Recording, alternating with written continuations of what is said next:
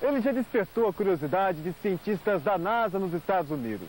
Seu poder de comunicação com os que já morreram é inigualável.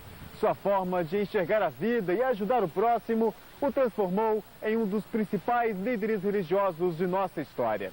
Hoje vamos homenagear Chico Xavier e mostrar um pouco sobre este homem tão simples de Minas que é adorado em todo o planeta.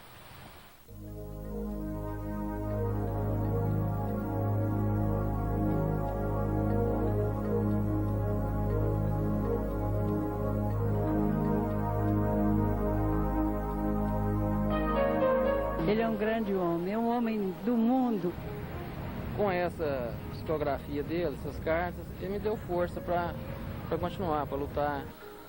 Mas enquanto a gente não recebe, a gente não acredita piamente. Somente depois da primeira mensagem que nós realmente começamos a acreditar. Eu sempre costumo dizer que o Chico Xavier caminha por uma estrada bonita, que eu desejo caminhar. A partida dele de Pedro Leopoldo deixou uma lacuna incrível aqui na cidade. O Chico foi embora para Uberaba.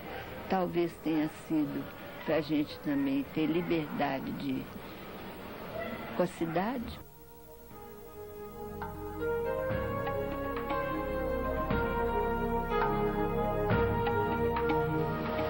Jesus Cristo. Tem pouco? As pessoas hoje em dia têm pouco de Jesus Cristo? O povo está muito disperso. A cidade tem 50 mil habitantes e fica a apenas 30 quilômetros de Belo Horizonte. Pedro Leopoldo cresceu muito desde 1910, quando no dia 2 de abril nasceu Francisco Cândido Xavier, com a ajuda da mãe, que morreu quando ele tinha 5 anos de idade, e da madrasta, que o incentivou a estudar a doutrina espírita. O jovem rapaz superou os desconhecidos sintomas de sua forte mediunidade. Desde pequeno via vultos, entrava em transe profundo e conversava com os mortos, inclusive com o espírito da mãe. Tais poderes não lhe deram uma vida confortável como a de muitos outros homens. Antes de seu pai se casar novamente, Chico foi entregue a uma madrinha que o fez sofrer muito. Já era funcionário desta fábrica de tecidos desde os 8 anos de idade. Trabalhou numa mercearia e em seguida foi ser funcionário público, exercendo a função de datilógrafo por 32 anos, até se aposentar. Nesta entrevista, Chico deu a demonstração de que não carrega sentimento de mágoa por ter apanhado muito e ouvir de desconhecidos que era um louco ao ter contato com os espíritos. Uma recordação alegre, porque ela está impregnada do dever cumprido.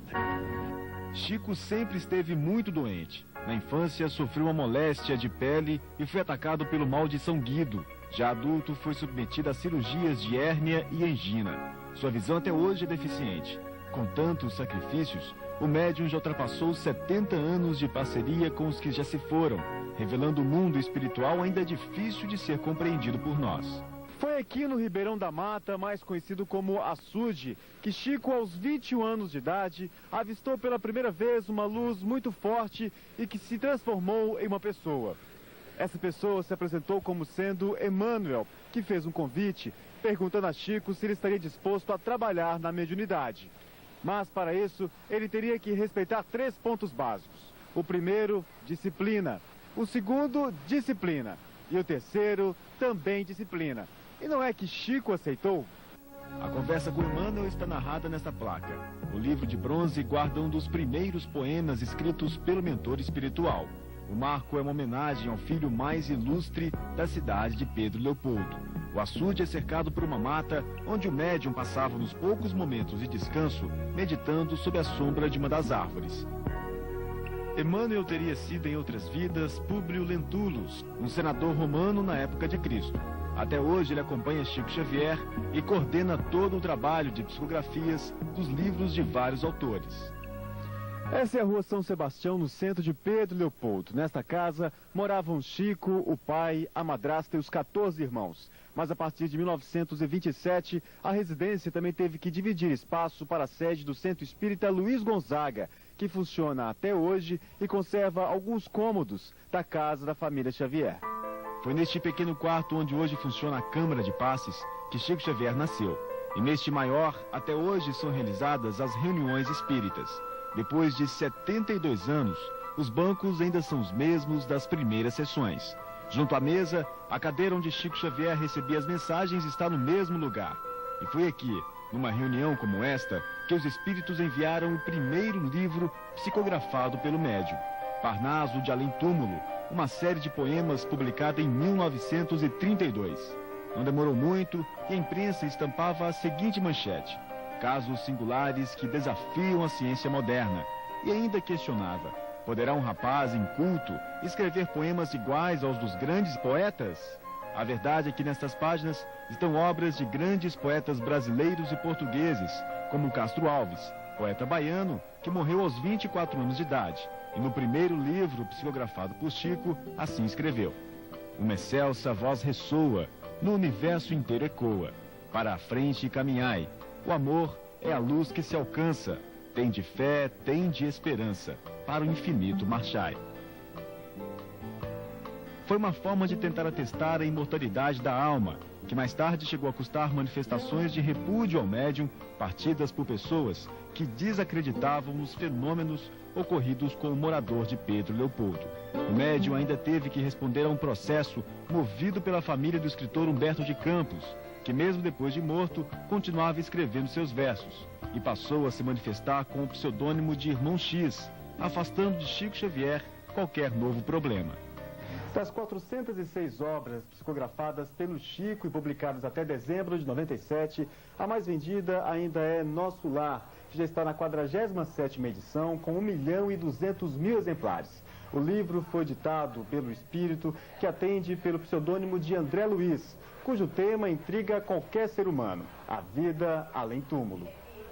Nós temos muitos bons médiuns, principalmente no Brasil, médiuns espíritas, recebendo belas obras. Mas o Chico, diríamos que é a maior antena psíquica desse século. Então ele tem mérito. Nesta entrevista à extinta TV Tupi, Chico revela que não se beneficia de nenhum dos livros comercializados pela editora. Os direitos doados às instituições espíritas do Brasil que os editam em maior número, com a Federação Espírita Brasileira, sediada na Guanabara, e na Comunhão Espírita Cristã, aqui sediada em Uberaba. Os direitos autorais pertencem a essas instituições e a outras instituições espíritas que os publicaram. Já foram vendidos mais de 35 milhões de livros, traduzidos para 8 línguas, entre elas o japonês.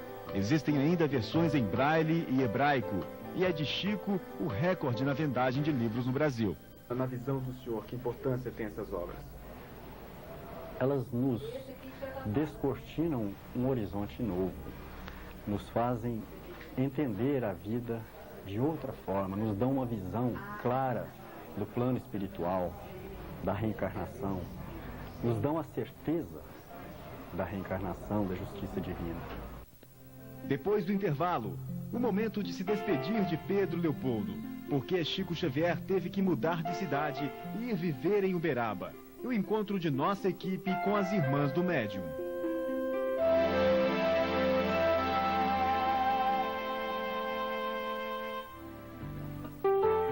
Dos 15 irmãos dos 2 casamentos de seu João Cândido, 6 estão vivos. 3 irmãs de Chico ainda moram em Pedro Leopoldo: Dona Cidália, Dona Lucília e Tia Dora, como são conhecidas na cidade. Elas acompanharam o início da mediunidade do irmão, ainda quando eram crianças, mas lembram que Chico sempre foi exigente na educação dos caçulas. Com a ajuda dos espíritos, o médium, ainda jovem e com muitos afazeres, descobria todas as travessuras dos irmãos. Chico foi um pai, um amigo, um pai carinhoso, mas a gente sabia que ele era bravo. Então a gente tinha muito receio de fazer as coisas para magoar. No dia 5 de janeiro de 1959, Chico se despedia de Pedro Leopoldo. Ele foi transferido pelo Ministério da Agricultura, mas segundo relatos do próprio médium, a mudança foi uma orientação dos espíritos. E a escolha de Uberaba teria sido por causa do clima. Numa entrevista, Chico chegou a dizer que para o tratamento de uma labirintite, ele precisava de uma região um pouco mais quente que a de Pedro Leopoldo. A gente ficou triste. Talvez tenha sido para a gente também ter liberdade com a cidade. A despedida de 39 anos atrás abalou os moradores da cidade. Entre eles, o historiador Geraldo Leão, que possui um grande acervo sobre a história do médium. Entre os objetos estão a certidão de nascimento, só averbada em 1966, os lápis utilizados nos primeiros trabalhos mediúnicos e um par de óculos usado por Chico. A partida dele de Pedro Leopoldo deixa uma lacuna incrível aqui na cidade. Mas a gente lembra que na segunda, sexta-feira, aqui na rua São Sebastião, no Centro Espírita Luiz Gonzaga, o movimento era intenso, de turistas, de pessoas que vinham para conhecer, para buscar o socorro, né? As pessoas aflitas vinham buscar o socorro através das mensagens, através das receitas, através dos livros, e de uma palavra amiga do Chico. A presença do médium nas ruas de Pedro Leopoldo é inesquecível. Eu morava em frente à casa do André Xavier, que é irmão do Chico. E o meu quarto era bem na frente, e praticamente bem em frente à casa do senhor André. E o Chico saía do centro espírita, lá pela madrugada, e vinha conversando com aquele pessoal que o acompanhava até a casa do senhor André. E eu do meu quarto ouvia aquele pessoal alegre, conversando, e o Chico era muito alegre, né? Dava aquelas gargalhadas boas, né? Sadias. Chegava na casa do André e ouvia a música que ele gostava, a música clássica, né? Isso é uma coisa que a gente guarda com muito carinho.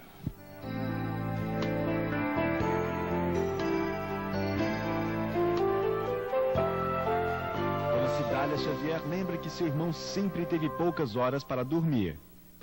O dia dele era assim, levantava cedo e ia direto para o trabalho dele, voltava às 11 horas para o almoço, voltava para o trabalho ao meio-dia.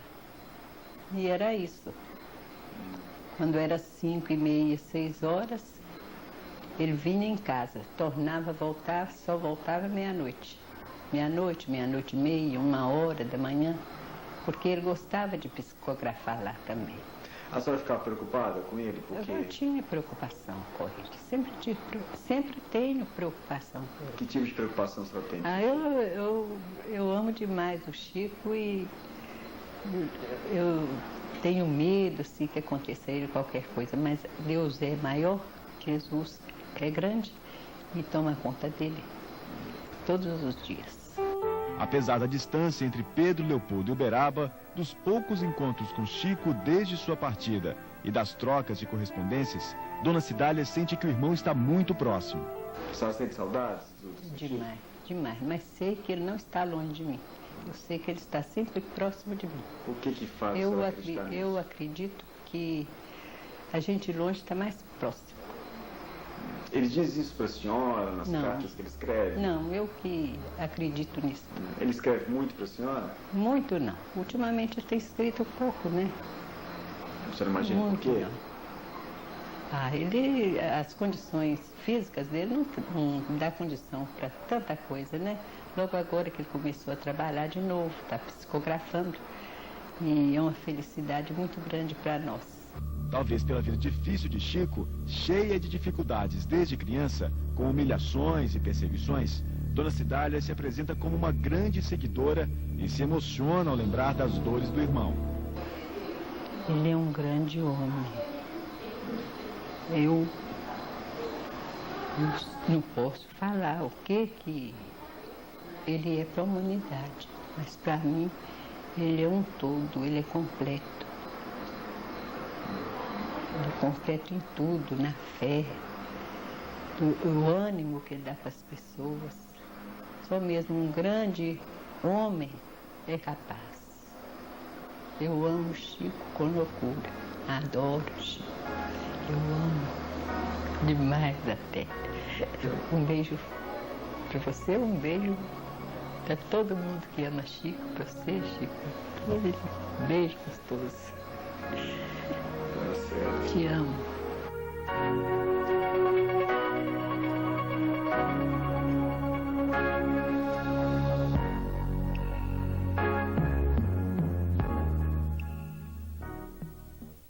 Daqui a pouco, emoção também nos casos de psicografia de Chico Xavier. A justiça acata as cartas enviadas pelos mortos e se baseia nelas para absolver acusados de assassinato.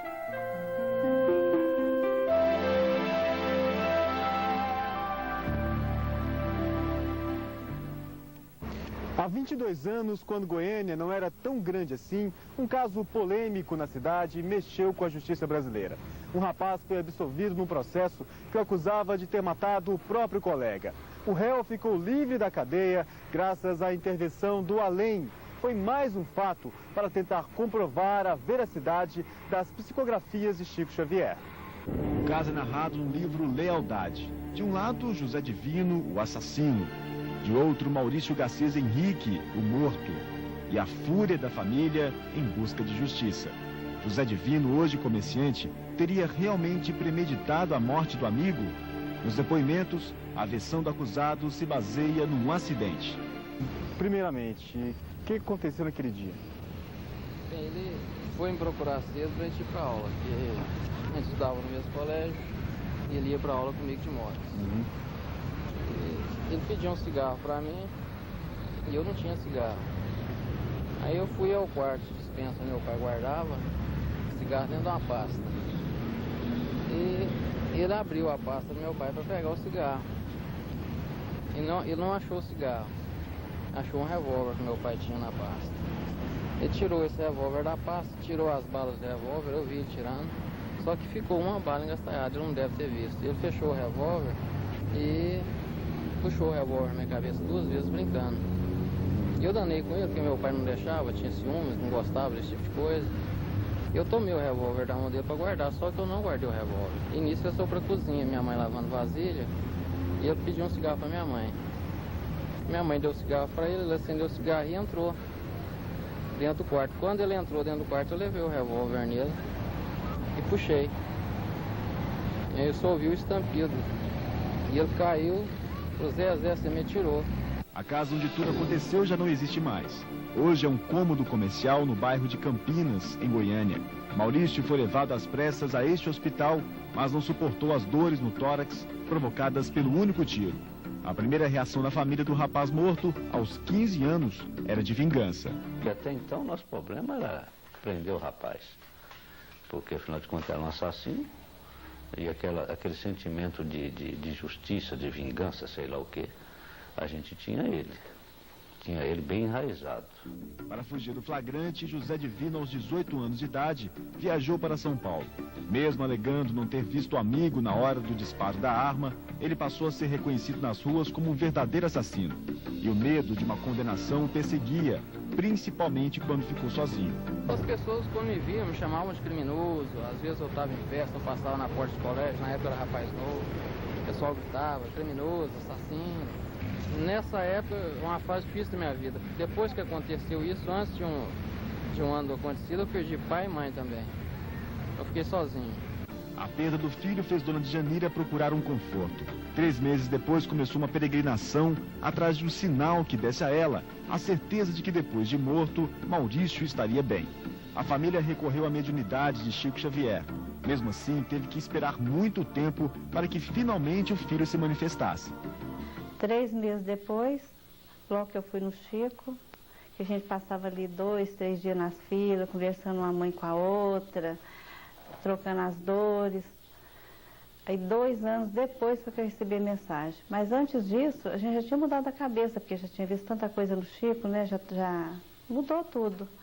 Depois disso, a gente já começou a pensar diferente, de tirar as acusações, Mudou, e não é só a questão de acusação também, é o alívio que deu, porque fora disso, por dentro, a gente tinha acabado, né? Eu tinha morrido, junto com ele. E quando foi que vocês começaram a acreditar que os mortos poderiam se comunicar com a gente? Até então era vazia. A gente via as mensagens, lia muita mensagem, comecei a ler muitos livros, mas enquanto a gente não recebe, a gente não acredita piamente. Somente depois da primeira mensagem que nós realmente começamos a acreditar. Porque as pessoas outras que leem a mensagem talvez não sintam isso.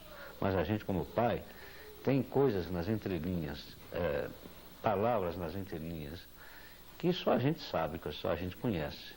E a gente vê que é realmente do próprio espírito, do próprio Maurício. Então foi aí sim que nós demos valor. Ao todo foram 22 cartas enviadas pelo filho de Dona Djanira e do comerciante José Henrique. Em todas, Maurício inocentava o amigo que disparou o tiro e pedia que a família não fosse adiante com um sentimento de vingança. Essa é a segunda mensagem, a terceira, a quarta mensagem, que ainda me chama a atenção, que meu coração ainda estava duro ainda. Apesar de receber, apesar de acreditar, eu ainda tinha aquele sentimento de justiça, de querer ver o rapaz preso.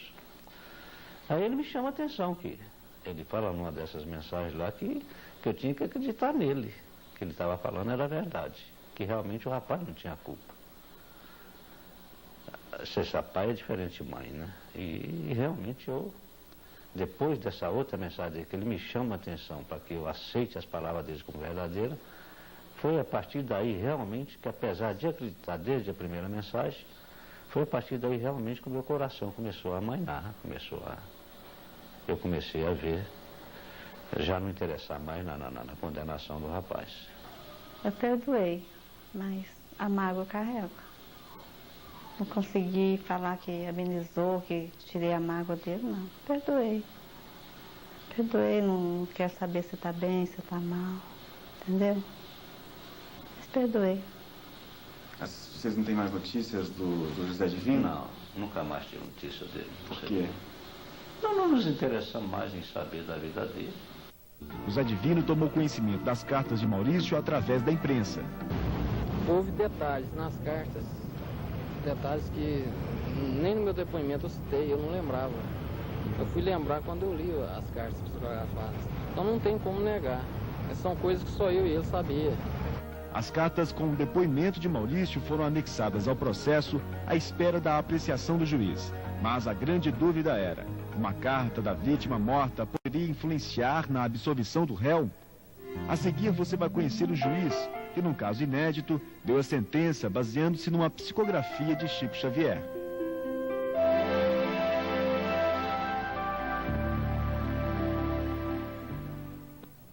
Eram férias forenses e o juiz Orimar de Bastos foi convocado a fazer o plantão em todas as varas criminais de Goiânia. Um dos processos era justamente o caso que se tratava do rapaz que matou o amigo. E pela primeira vez na história da justiça brasileira, nos autos constava uma carta escrita pela vítima depois de morta. Eu peguei o processo, olhei assim a primeira vista, achei que o processo meio complicado, eu afastei, deixei para depois. Decidi todos os processos e voltei nesse. Quando eu comecei a estudar o processo, analisar as provas, porque eu sempre fui criterioso nessa análise, eu esbarrei com a carta psicografada que o advogado havia juntado os autos.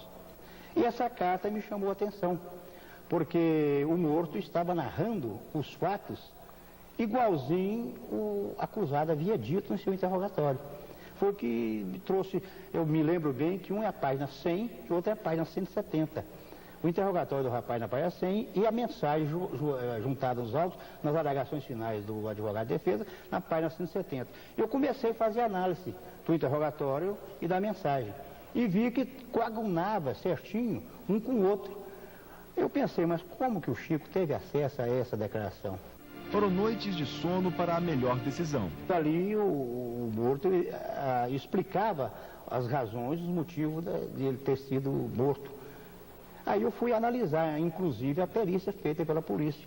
Na perícia ele explicava a direção da bala, o jeito que foi dado o tiro, que também essa explicação técnica colaborava com as palavras do José Divino. Então eu vi que não foi intencional, não houve dolo, como nós podemos analisar dentro do direito, quer dizer, não teve aquela intenção de matar.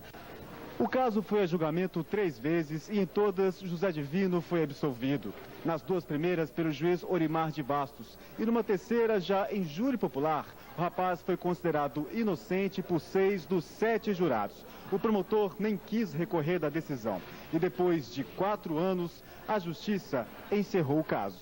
Perdi 6 anos da minha vida. Então foram 6 anos enrolado com processo. Parei de estudar. Hoje eu poderia ter formado. Na época eu larguei de estudar, não prossegui os estudos. Só tenho que agradecer a ele e ao Chico, né? Colegas meus diziam, eu ia passando às vezes no corredor fora, falava, vem o juiz do além, juiz que decide do além. E isso foi uma crítica até que eu já estava encabulado. Será que eu agi certo, será que eu agi errado? Se não chega a tanto, pelo menos o juiz Orimar de Bastos, por intermédio de Chico Xavier, também recebeu cartas de colegas que já se foram. Ele veio receber uma carta psicografada, dirigida a mim, através do espírito do Dr. Adalberto Pereira da Silva, que foi juiz em Piracanjuba, onde eu também havia sido juiz, e ali ele veio narrando o porquê que eu fui envolvido nessa decisão. O juiz Orimar de Bastos hoje está aposentado, mas exerce a função de advogado no estado do Tocantins. As lembranças do episódio que quase levou José Divino para trás das grades deve virar outro livro. Juiz e réu se viram muito pouco.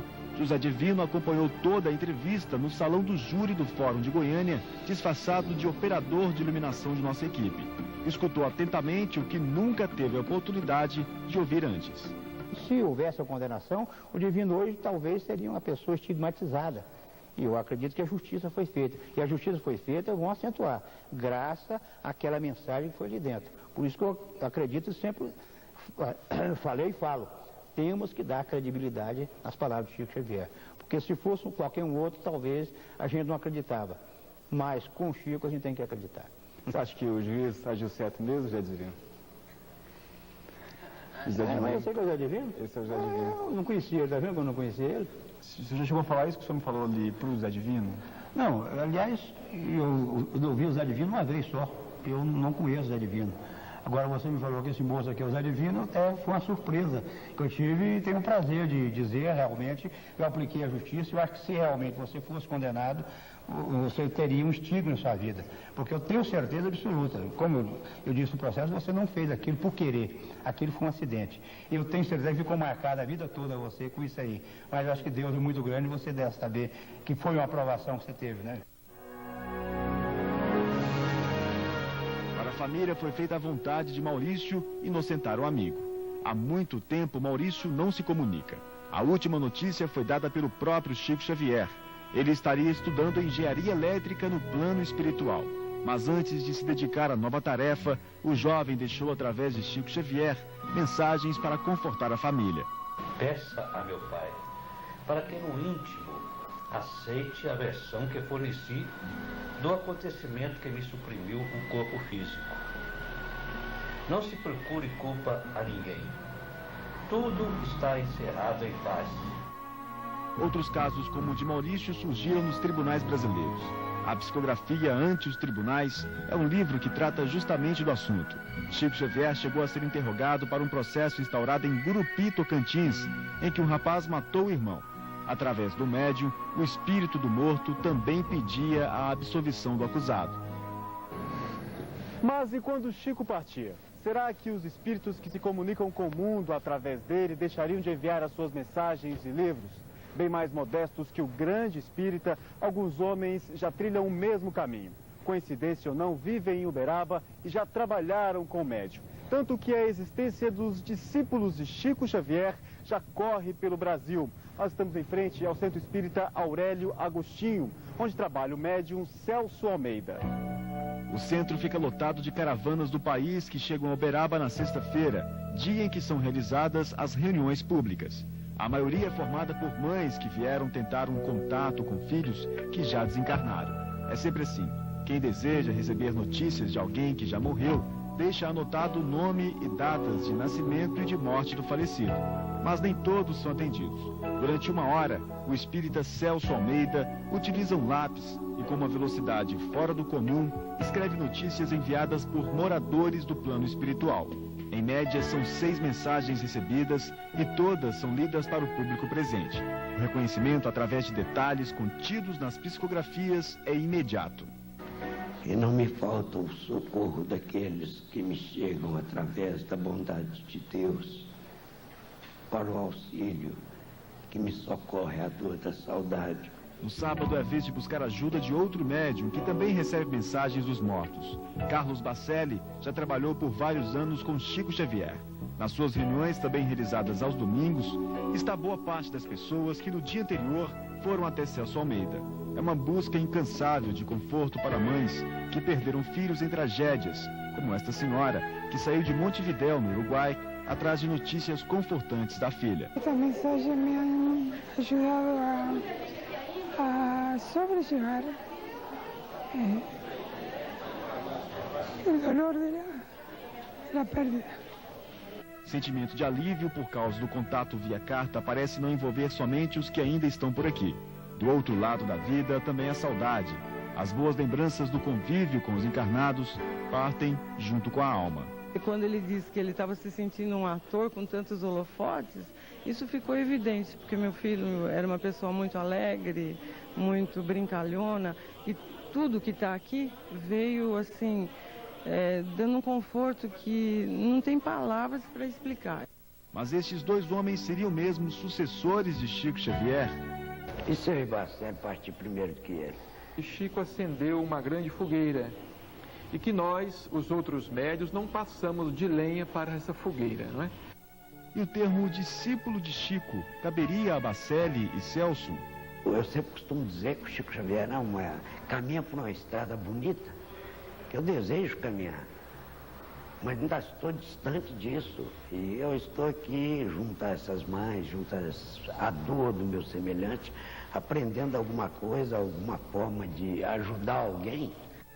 O curioso sobre as pessoas que procuram os médiuns de Uberaba é que a maioria, para buscar um contato com os espíritos, ignora a diferença das religiões. Essas pessoas vêm aqui trazidas pela fé em Jesus Cristo e na imortalidade da alma.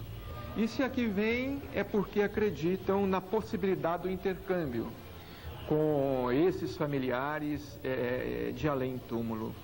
Porque nós precisamos ainda entender que esse problema de religião, ele ainda é muito pequeno diante da vida infinita, não é? Nós não podemos encarar religião como nós encaramos, por exemplo, times de futebol. A peregrinação termina no Grupo Espírita da Prece. Depois do intervalo, você vai ouvir depoimentos de pessoas que convivem com Chico Xavier e ver a paciência do médium em apertar a mão de todos que o procuram.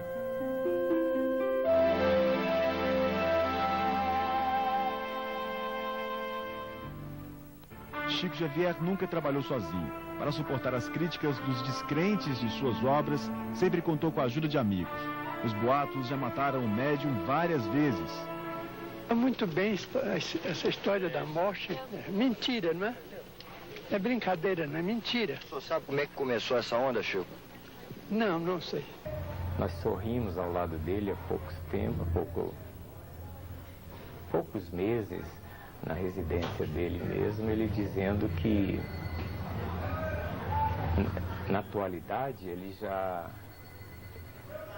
está com a passagem comprada, mas que a empresa não quer levá-lo.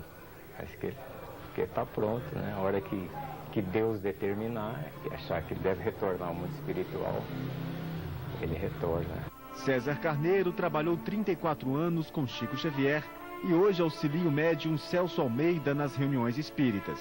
O trabalho ao lado de Chico fez com que escrevesse o livro Encontros com Chico Xavier, que, segundo o próprio autor, reúne 56 casos de ensinamento e conduta de seu grande mestre. Os amigos auxiliam o médium nos trabalhos em que Chico não pode estar presente por causa da saúde precária.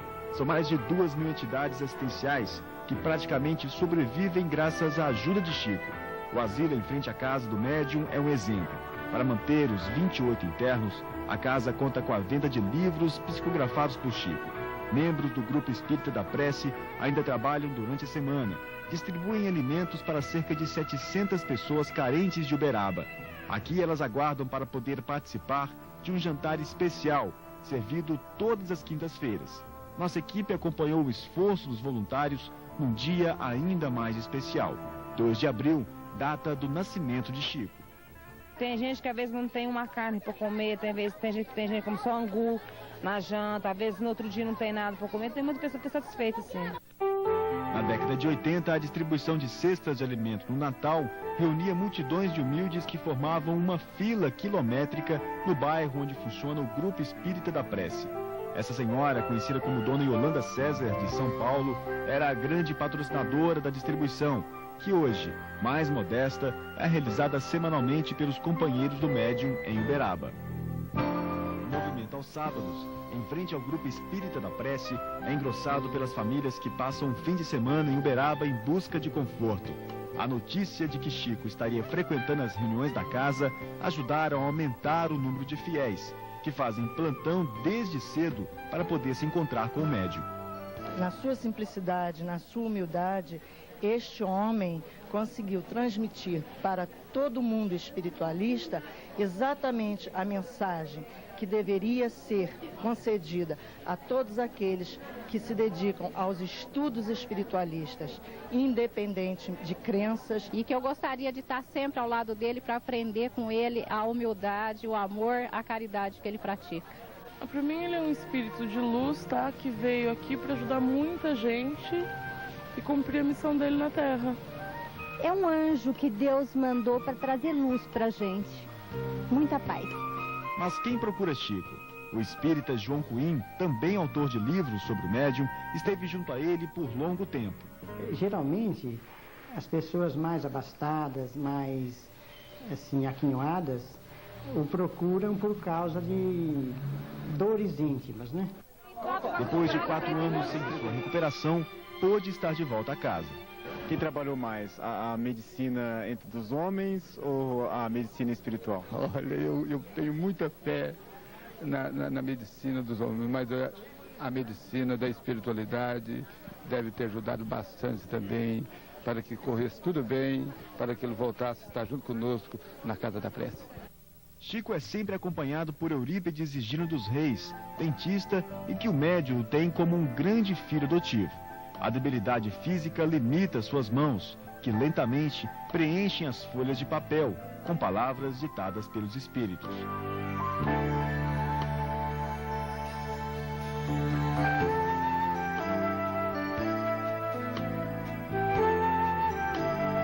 Nesta noite, vieram mensagens do poeta Cornélio Pires.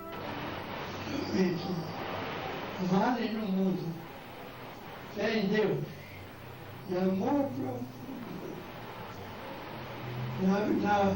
na vivência necessária da doutrina de Jesus. Cornélio Pires.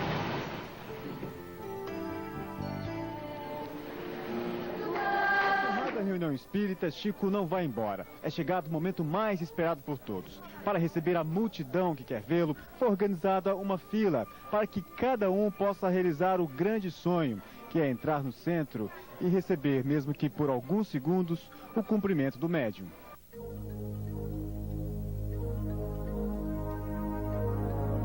São mais de 1000 pessoas que vão até Chico, ou seja, todas que passaram o dia à espera do médium. As pessoas beijar-lhe a mão. As pessoas mais precisam hoje em dia. Jesus. Muito. Jesus Cristo. Tem pouco. As pessoas hoje em dia têm pouco de Jesus Cristo. O povo está muito distante. Jesus Cristo. Mais do que de pão. Mais do que de pão. De pão, tem muita assistência. Abriu o coração para Jesus. Abriu o coração para Jesus.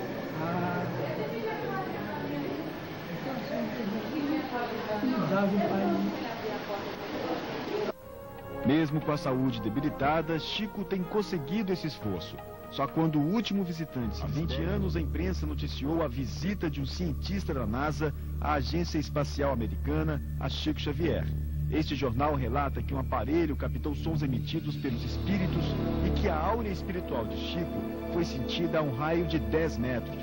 um fato considerado extraordinário, pois, segundo o jornal, outros médiuns pesquisados mostraram ter, através de aparelhos, uma áurea com apenas 2 centímetros. Uma amostra do tamanho do seu poder, descrito da seguinte forma pelo médium. Desde 1927, quando eu psicografei a primeira mensagem, eu senti que a entidade tomava o meu braço, como se fosse um instrumento quase que mecânico para que ele pudesse escrever livremente.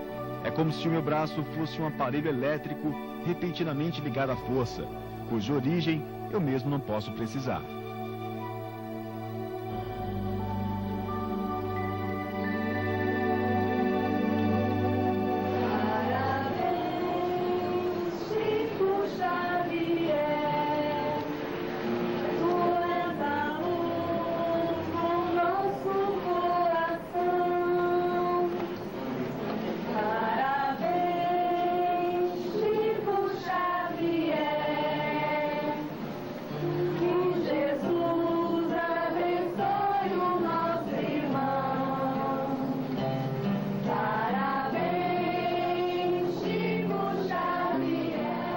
Este programa foi uma iniciativa das emissoras do Sistema Integrado de Minas, TV Ideal, TV Integração e TV União.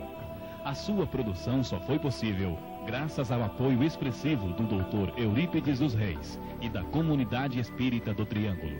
Agradecemos a Maria Luísa Mendanha, responsável pela produção deste programa. O Sistema Integrado de Minas agradece especialmente ao jornalista Fábio Castro, que com precisão e sensibilidade passou à tela toda a pureza e dedicação espiritual do grande médium e maravilhoso homem que é Chico Xavier.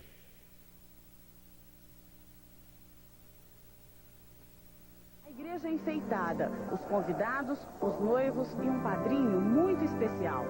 Chico Xavier chegou cedo para assistir o casamento de Daniel e Simone. Há mais de 5 anos, ele não saía de casa para eventos sociais. Ele acompanhou atento toda a cerimônia, assinou o livro de registro, aplaudiu, cumprimentou os noivos e tirou fotos. Depois, falou sobre a importância do casamento. Acho muito importante o casamento, que é a segurança da família. Chico Xavier foi convidado pela mãe da noiva. Dona Creuza, que trabalha com médium há mais de 20 anos, falou emocionada. Não existe palavras, né, para expressar a felicidade, né? Casamento da filha, com a presença do Chico. Com a presença dele, né, que ele é como, toda a vida, um pai para nós, como uma pessoa da família mesmo, né? Os noivos, Simone Arantes e Daniel MacNead, afirmaram que o casamento foi um momento muito esperado. Ele é meu padrinho desde que eu nasci, praticamente, então é uma presença muito emocionante. Esse é um dia muito importante para mim, o melhor dia da minha vida, e a gente esperou bastante tempo, e não vai ter um dia melhor que esse.